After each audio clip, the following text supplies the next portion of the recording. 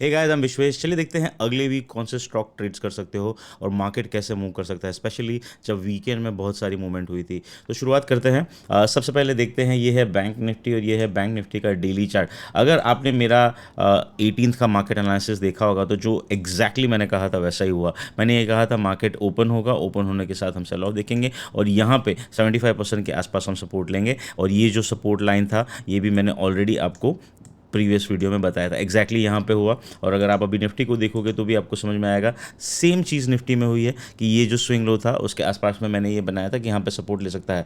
तो due to the Israel attacking Iran हम नीचे खुले, बट नीचे खुलने के साथ हमने सपोर्ट लिया। Look at what are the stellar candle that it has form. अब शुरुआत करते हैं ये समझ के कि अगले वीक क्या होने वाला है। तो ये है बैंक निफ्टी गाइस। और अगर मैं इस रिट्रेसमेंट को हटा देता हूँ फॉर सम टाइम, ठीक है। तो सबसे पहले ये समझिए कि बैंक निफ्टी जितने लोगों को बेरिश लग रहा था उसके कंपेयर में आप भी ये देखिए, ये अगर दिसंबर का थर्ड वीक्स है तो वहाँ से अगर आप पकड़ोगे तो ये 4 महीने आप इसी रेंज में, और इस रेंज का clearly upper end of the range 48,600 49,000 का है। और इन सारी रेंज का अगर आप लोअर एंड निकालते हो, मीडियन समथिंग, वो 46,400 46,500 के आसपास है।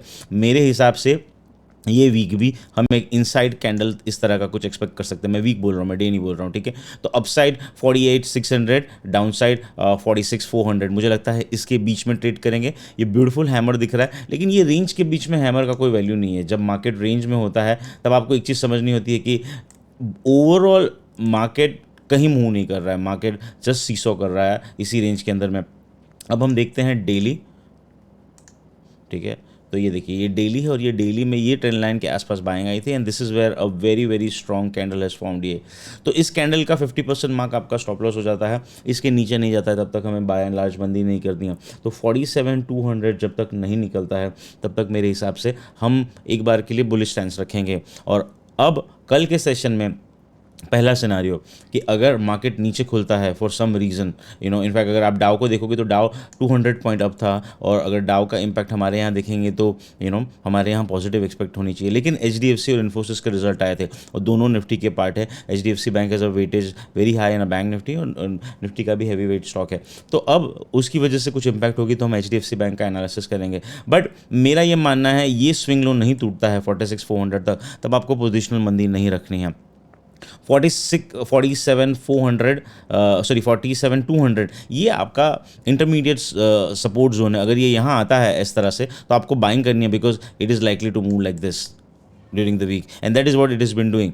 सो फॉर सम रीज़न अगर 200-300 पॉइंट नीचे मिलता है तो मेरे हिसाब से खरीदारी करनी चाहिए। अराउंड 47,200 के आसपास बाइंग कर सकते हो विद 47 स्टॉप लॉस। मुझे लगता है हम अपसाइड में एक बार के लिए 47,700 तक जा सकते हैं। तो ये बैंक निफ्टी है। तो बैंक निफ्टी अगर ऊपर खुलता है तो मुझे लगता है ये जो मैंने ट्रेंड लाइन बनाई है इसका अपर एंड बहुत कन्वीनियंटली रेजिस्टेंस की तरह एक्ट करेगा, बिकॉज बहुत ज़्यादा ट्रिगर्स नहीं है एक्सेप्ट द एचडीएफसी बैंक। तो 48,000 मुझे लगता है अपसाइड, तो 500 point is what upside we are expecting at the max कल के सेशन में। बाकी का फिर एचडीएफसी बैंक का हम एनालिसिस करेंगे तब समझने की कोशिश करेंगे। सो 47,200 अगर मिले तो एंट्री करना है, बहुत ज़्यादा ऊपर खुले तो लॉन्ग नहीं करना है। और मेरा व्यू नेगेटिव नहीं है तो मैं शायद शॉर्ट करने के पॉइंट ऑफ व्यू से अभी फ़िलहाल के नहीं सोच रहा हूँ, बिकॉज ये जो कैंडल है, ये पर्टिकुलरली कैंडल की जब मैं बात करता हूँ ये काफ़ी स्ट्रॉन्ग कैंडल मानी जाएगी। इस कैंडल का 50% मार्क नहीं टूटता है तब तक तो हमें शॉर्ट नहीं करना है। अब हम बात करते हैं निफ्टी की, और ये है निफ्टी।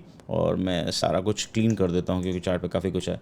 अब ये निफ्टी भी अगर आप देखोगे तो बाय एंड लार्ज रेंज में ही है, और ये जो रेंज का लोअर एंड ऑफ द ये है, ये मैंने प्रीवियसली आपको एग्जैक्ट बताया था 21,700 21,800, राइट। अब Nifty comparatively to bank Nifty उतना ज़्यादा नहीं बढ़ा है, बिकॉज निफ्टी के कंपोनेंट में दूसरे भी स्टॉक थे, जैसे कि आईटी बहुत ज़्यादा वीक था। हमने पास्ट में मैंने कहा था कि आईटी में मंदी आएगी मेरे लास्ट वीक की, अगर आप मार्केट एनालिसिस वीडियो देखोगे तो एग्जैक्टली वही हुआ। इनफैक्ट इन्फोसिस के रिजल्ट भी बहुत ज़्यादा अच्छे नहीं माने जाएंगे। तो निफ्टी मुझे लगता है उतना ज़्यादा स्ट्रॉन्गर नहीं है कंपेयर टू बैंक निफ्टी। तो for some reason 47,400 sorry 22,400 upside में मुझे लगता है बहुत हो गया। तो ये वीक के पर्सपेक्टिव से बता रहा हूँ। तो 150-200 पॉइंट इज़ वॉट रेजिस्टेंस है। ये लो नहीं टूटता है 21,700 तब तक मुझे लगता है हमें मंदी नहीं करनी चाहिए। तो हम इसके अंदर में कहीं पर ट्रेड करने के लिए रेडी है। तो काफ़ी बोरिंग वीक होना चाहिए, काफ़ी रेंज बाउंड होना चाहिए। यहाँ पे एक गैप है, वो मुझे नहीं लगता है निकलना चाहिए 22,500 के आसपास। तो ओवर द वीक अगर रेंज पकड़े तो 22,500 अपसाइड में और लोअर साइड में मुझे लगता है 21,700, ये बाय एंड लार्ज रेंज रहनी चाहिए निफ्टी की। अब अगर हम कल के पर्सपेक्टिव से देखें, एक बार के लिए वीकली चार्ट देखते हैं। हाँ, this is a narrow range. आप देखिए ये एकदम नैरो रेंज है, ये हैमर दिख रहा है लेकिन ये इसी रेंज में है। तो फ्रॉम दिस जैन से, मतलब पिछले 4 महीने से मार्केट कुछ नहीं कर रहा है, ठीक है। अब अगर हम इंट्राडे देखते हैं 15 मिनट का चार्ट, तो आप ये देखिए, आपको समझेगा ये गैप डाउन होके ऊपर आया। सो कल के सेशन में अगर बहुत ज़्यादा ज़ोर से ऊपर खुल जाता है या यहाँ मिलता है 22,350-400, तो मैं लॉन्ग गिव अप कर दूंगा। मैं शॉर्ट नहीं करूंगा लेकिन मैं इसके ऊपर लॉन्ग नहीं करना चाहता हूँ। मुझे लगता है यहाँ से एक रिएक्शन आएगा, फिर वो रिएक्शन में खरीदेंगे। तो सिनारियो नंबर 1 कि 22,150 के आसपास क्लोज हुए हैं।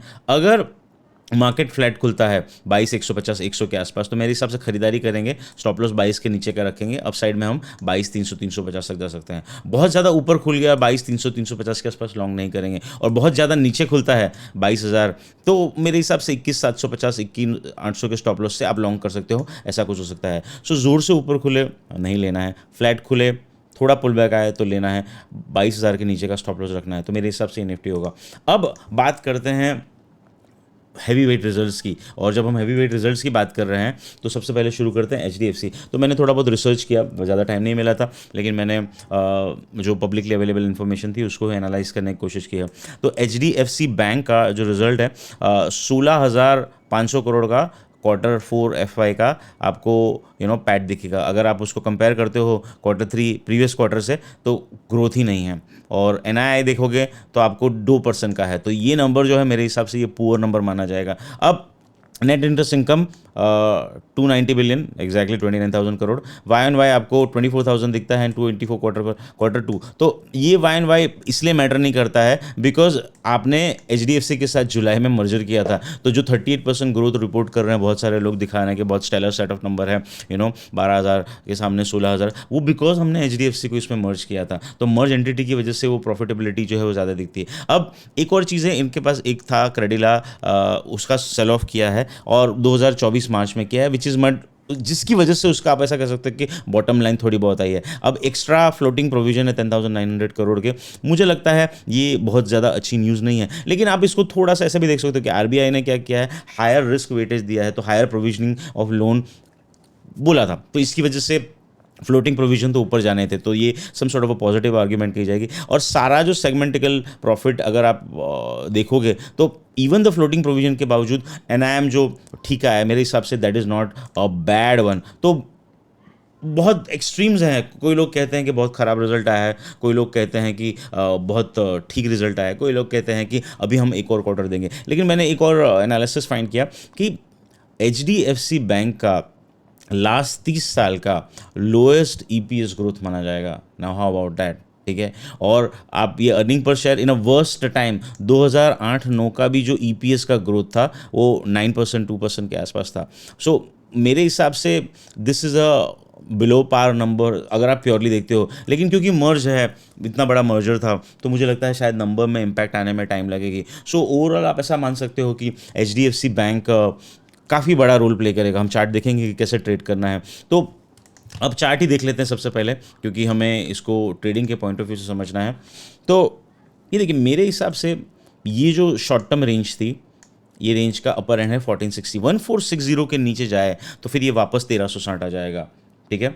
और अपसाइड में मुझे लगता है 1560 के ऊपर जाता है 30 रुपये, तो मुझे लगता है ये वाला गैप फिल कर देगा 1640 1620। तो ये इतनी स्ट्रॉन्ग कैंडल बनी थी short covering plus result expectations. मुझे लगता है 1560-1600 की रेंज तक ये कल जा सकता है और यहाँ से फिर ये फेल होके वापस इस साइड आ जाएगा। तो कल आई थिंक ये थोड़ा ऊपर खुलेगा। ऊपर खुलने के बाद एक पुल बैक आएगा और पुल बैक अगर 1530-1540 की रेंज में मिलता है तो लॉन्ग करना है। 1580-1600 शुड बी दी टारगेट। ये मेरी एक्सपेक्टेशंस है। बाकी रिजल्ट के नंबर हे वायर है, उसमें कुछ भी हो सकता है। और अगर आप ऐसा समझते हो तो मुझे लगता है कि शायद बहुत डिवाइडेड है ऑडियंस। We will see. अब इसका एक और चार्ट देखना बहुत ज़रूरी है एचडीएफसी बैंक का, वो है वीकली। ये देखिए, ये कितने वीक का मैं बात कर रहा हूँ, ये 2021 से लास्ट 4 साल से HDFC bank already underperformer है। So what market is saying कि it was already underperformer उसमें मर्जर है and some people knew it. तो ये higher provisions plus muted NIM plus जो ग्रोथ है प्लस ईपीएस का ग्रोथ है वो इसीलिए आया है बिकॉज मार्केट फैक्टर कर रहा है एंड एट दिस वैल्यूएशन ये बहुत चीपर लगता है from a medium term perspective. लेकिन ट्रेडिंग के लिहाज से मुझे लगता है कि जब तक ये 1460 के नीचे नहीं जाता है, ये क्या लेवल है, हाँ 1460 के नीचे, तब तक मैं शायद शॉर्ट नहीं करना चाहूँगा। मेरा व्यू है कि ये अपसाइड में 1620 1640 तक जा सकता है। कल के सेशन में 1580 1600 तक जाने की उम्मीद मैं रखता हूँ। अब बात करते हैं इन्फोसिस की। तो इन्फोसिस वीक था, मैंने डिस्कस किया था गाइज। रेवेन्यू 37,000 करोड़ का है compare to 38,000 quarter on quarter, which is down as expected, 2% down है। प्रॉफिट 7,900 करोड़। आप बोलोगे कि प्रॉफिट बहुत अच्छा है, क्वार्टर ऑन क्वार्टर 6,000 करोड़ के सामने ऑलमोस्ट 7,900 करोड़, 30% है। लेकिन मुझे लगता है यहाँ पे रेवेन्यू बहुत डाउन है, plus the growth of -2% is not a very great thing. So अगर आप मुझे पूछते हो तो मुझे एक ही चीज़ समझ में आती है, इन्फोसिस के रिजल्ट नंबर बैड है। उनका जो हेड काउंट है वो लास्ट 30 ईयर में कम हुआ है, मतलब this is something also very not good, but that is the reason stock चला नहीं है। ये भी कहाँ चला है, आप देखिए ये क्या है, 2021 से ये स्टॉक चला ही नहीं है। इनफैक्ट 2024 का हाई देखते हो आप तो 1700 वाला स्टॉक 1400 हो गया है। तो कल के दिन में मुझे लगता है इन्फोसिस में वेरी लाइकली चांसेस कि 1360 तक आएगा, ये वाला जो स्विंग है वो यहाँ तक। तो अगर इन्फोसिस फ्लैट टू पॉजिटिव खुलता है तो मेरे हिसाब से शॉर्ट करना चाहिए, यहाँ तक आएगा, नॉट अ गुड नंबर। ठीक है, तो हमने निफ्टी बात किया। निफ्टी मुझे लगता है अपसाइड में 21,300 तक जा सकता है, तो 21,100 21,50 की रेंज में खरीदना, 22 के नीचे का स्टॉप लॉस रखना है। बैंक निफ्टी की बात करते हैं। बैंक निफ्टी 48,000 तक जा सकता है, तो 47,300 पे खरीदारी करनी है। 47,200 के नीचे मिले तो बेस्ट है, 47 नीचे का स्टॉप लॉस रखना है। HDFC बैंक बात की, मुझे लगता है 1580 1600 तक सकता है। अब ऐसे कौन से दो स्टॉक है जो हम ट्रेड कर सकते हैं कल के सेशन में, जो मुझे अच्छा लग रहा है। एक एज अ डिस्क्लेमर बता दूं गाइज, मैं लॉन्ग हूँ, मेरे सब्सक्राइबर लॉन्ग है, हमारे ऐप पे लॉन्ग है, और ये मैंने स्टॉक आपको दिखाया था फ्राइडे को। I was travelling, I was in flight, तो मैं अपडेट नहीं कर पाया था। ट्रेंड ब्यूटीफुल, वो 4158 का क्लोज है इसका। आप मे का 4200 का कॉल ले सकते हो, that is something what you can do. बाकी आप फ्यूचर ले सकते हो, स्टॉप लॉस 4000 के नीचे का, थोड़ा बड़ा स्टॉप लॉस लगेगा, लेकिन ये वॉलेटिलिटी में ये है। मुझे लगता है 4200 4300 4400 तक जा सकता है। ब्यूटीफुल ब्यूटीफुल ब्रेकआउट मेरे हिसाब से तो ये है। सो trend is something which I would be trading on the long side. अब लास्ट वीक में मैंने बहुत सारे स्टॉक आपके साथ में डिस्कस किए थे, जिसमें से एक TVS मोटर था, अगर आपको याद हो तो, राइट। मैंने यहाँ कहा था आपको 2000 के नीचे शॉर्ट, लुक एट दैट, मेरा 1900 का टारगेट था, एग्जैक्टली 1900 हो गया। फिर हमने हीरो मोटर डिस्कस किया था, आप देखिए 4200 तक ऑलमोस्ट आ गया। फिर हमने बिरला सॉफ्ट डिस्कस किया था, बिरला सॉफ्ट का कबाड़ा हो गया। हमने कोफोर्ज डिस्कस किया था, उसका कचरा हो गया। फिर हमने लॉन्ग साइड में जो डिस्कस किया था मदरसन सुमी, वो चल गया था। अब अगले वीक के लिए मैंने आपको एक ट्रेंड बताया लॉन्ग साइड। दूसरा स्टॉक जो मुझे अच्छा लग रहा है वो है HAL, 3750 है। मुझे लगता है 30-40 रुपये नीचे मिले तो खरीदारी करनी चाहिए। ये 3900 4000 तक जा रहा है। एक और स्टॉक लॉन्ग साइड जो मुझे अच्छा लगता है, specially after the HDFC bank result, जहाँ पे बाइंग आ सकती है, कैनरा बैंक 578 के आसपास चल रहा है। 564 का स्टॉप लॉस रखना चाहिए, मुझे लगता है 602 तक वापस आ सकता है। ये मैं कल के लिए नहीं स्पेशली बोल रहा हूँ, मैं ओवर द नेक्स्ट 1 वीक के पॉइंट ऑफ व्यू से आपके साथ ये बात कर रहा हूँ। और लास्ट, कल अगर कुछ शॉर्ट करना है तो मेरे हिसाब से इंडसइंड बैंक ये रेंज तक आ सकता है। लेकिन आप ऐसा सोच मत सकते हो कि ये जो lower end of the range है ये बहुत ज़्यादा दूर नहीं है, तो 1430 तक आ सकता है। यहाँ आए तो आपको शॉर्ट काट लेना है और शायद लॉन्ग करना है। या ये देखिए, ये ब्यूटीफुल रेंज के लोअर एंड के आसपास है। और बाकी हमने जितने भी स्टॉक डिस्कस किए उसमें से मुझे बहुत ज़्यादा शॉर्ट नहीं मिला। बर्जर प्रिंट अनदर शॉर्ट जो मैंने आपके साथ डिस्कस किया था 540 के नीचे 500 तक, तो ये वीकर काउंटर ही माना जाएगा मुझे लगता है, और 10-20 रुपये की डाउन साइड हो सकती है। तो बर्जर वीक, इंडस थोड़ा नीचे आ सकता है, बट बहुत ज़्यादा नीचे नहीं लग रहा है। सो ये 2 वीक है। HL strong, trend strong, Infosys HDFC event based trade रहेगा। तो गाइज ये था इस वीक का मार्केट एनालिसिस। अगले वीक हम कैसे ट्रेड करेंगे, मैं आशा रखता हूँ कि आपको अच्छा लगा। प्लीज़ मुझे बताइए what would you like to trade, and आप और क्या समझना चाहेंगे। I will try my best to upload a video. Thank you so much and have a lovely week.